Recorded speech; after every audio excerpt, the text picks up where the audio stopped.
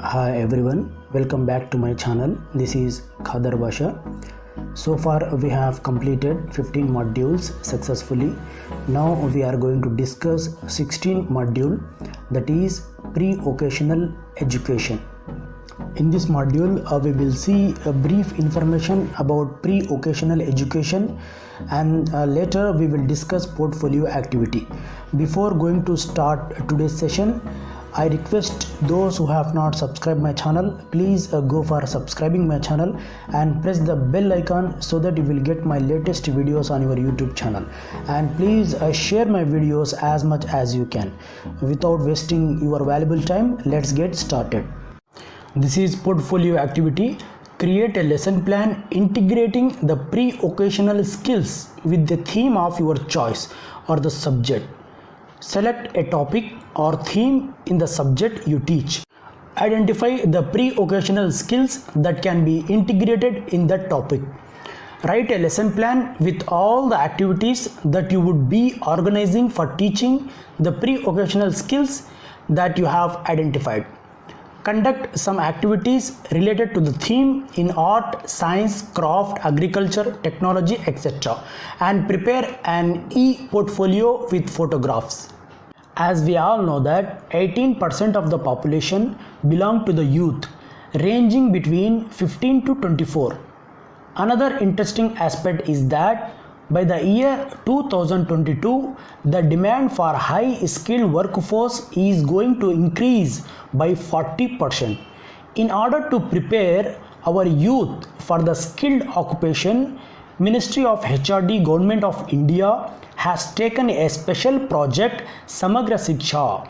Under Samagra Shiksha, Government of India is promoting the vocationalization of education from class 1 to class 12.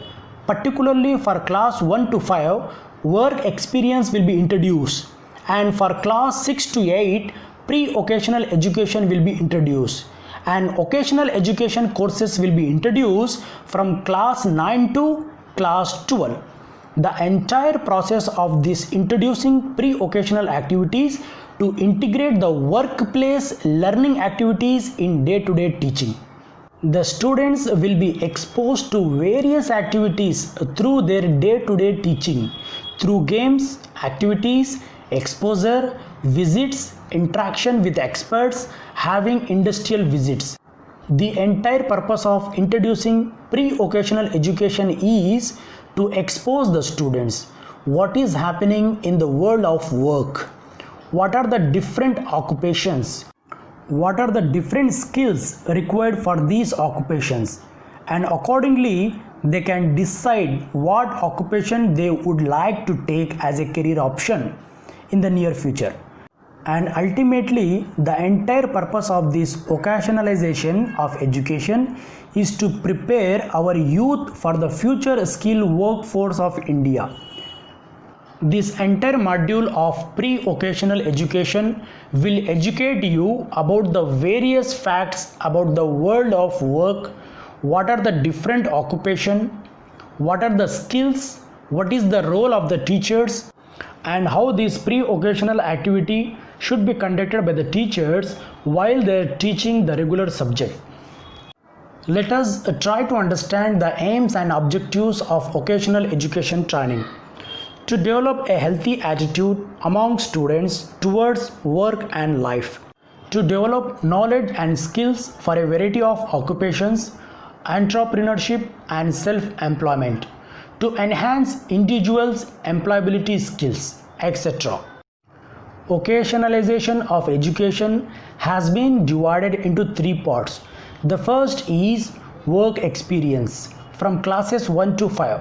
The second is pre-vocational education from class 6 to 8. The third is vocational education from classes 9 to 12. The general objectives of the pre-vocational education program are to help children to achieve the knowledge and skills in the domain of self-management, occupational skills and process skills through the various activities that can be conducted at home or in school. In this module, we are going to learn about the various activities that can be organized in school as a part of the pre-occasional education program from class 6 to 8. For example, cutting, planting your stem, changing of tap washer, preparing flat stitches for embroidery. So like this, you can organize many activities in the school. For example, in agriculture, you can ask students to identify soil type. You can also ask them to prepare vermicompost or simply a compost. This is an activity given in the module making jam. India is the second largest producer of food in the world, but not of jams. So many local fruits, so many local recipes, but innovating from this will be today's Master Chef challenge. Come learn the art of jam making. Material required: a pot with thick bottom, stove, 1 kg sugar, 1 kg apples, local fruits can be used, 1 table lemon juice, 1 cup of water, few spices. Procedure. Let's go for jamming. Now we are going to learn the procedure of making jam. First, wash and peel the apples. Cut apples into small pieces. Put apples in the pot with the water. Turn on the stove and cover the pot for 5 minutes. Keep stirring till the apples are soft. Mash them. Add sugar and spices. Check the consistency of the jam. The jam should be holding together. Turn off the stove and add lemon juice. Cool the jam and then store in glass jars and store in a refrigerator. These are the various food items that we can prepare. Making bakery and confectionery products like biscuits, cakes. Making jam, jelly, ketchup, pickles, etc.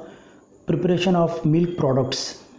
We can conduct a workshop in the school in which students has to be participated in making these food items so that they can gain a knowledge of making all these food items.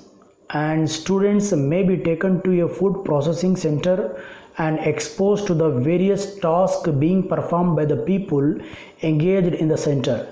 They may be asked questions like, how can we use the byproducts generated after preparing jam, jelly and ketchup? Is food processing helpful in reducing wastage of agriculture produce? Do you have any idea of what percentage of agriculture produce is wasted due to lack of food processing facilities? Not only food processing sector, in textile sector also we can ask the students to do stitching, cutting, viewing, simple hand embroidery, computer aided designing, so that they can learn block printing, tie and dye. In the construction sector also we can ask the students to do some activities like changing taps and other plumbing accessories.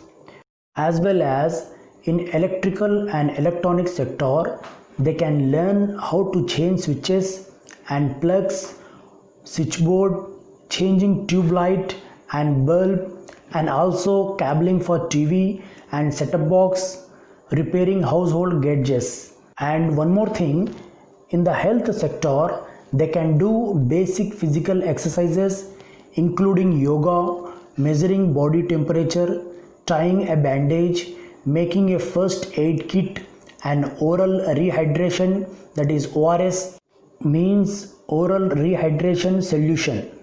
So pre-occasional education gives knowledge and develop the skills in all sectors. So friends, I hope you like this video.